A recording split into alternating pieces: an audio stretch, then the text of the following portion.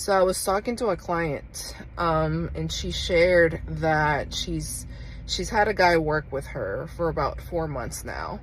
She has him running the side of her business, and what that means is he's client facing. He's taking care of any employees that have any questions. He's the one that's supposed to be answering those questions.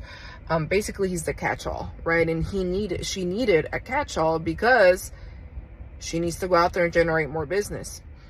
And so she hired him. He's been with her for about 4 months with her now, and she's frustrated at the fact that she has spent all this money, time, and effort on this guy, and the guy just doesn't seem to have the attitude that he needs to be successful, nor is his behavior reflective of someone who wants to be successful. And so she called me and she's just talking it through, and I asked her, well, if you had to put it into words, what's the thing that you would say is stopping him from doing the things that he needs to do? And what she said was, I think that in his mind, he is only good for one thing. And that one thing is he came from doing manual labor. He was an individual contributor just doing manual labor, working with his hands.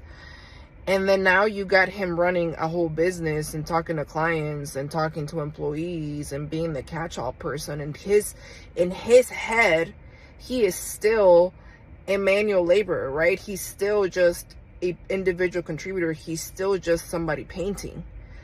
But now you got him doing all the strategic executive things, managing things that although you've trained him and you've put in the time and effort to get him at a place where you want him to be, he's not able to get there because here, right, what's in his head doesn't align with what you want him to do, right? Doesn't align with this, as fluffy as it may sound, right? What's in here needs to align with what's in here. And so if he thinks that that role that you have him in, his shoes, those are some big shoes to fill, it doesn't matter how much more time, money, and effort you spend onto him, because what's in here doesn't match what's in here.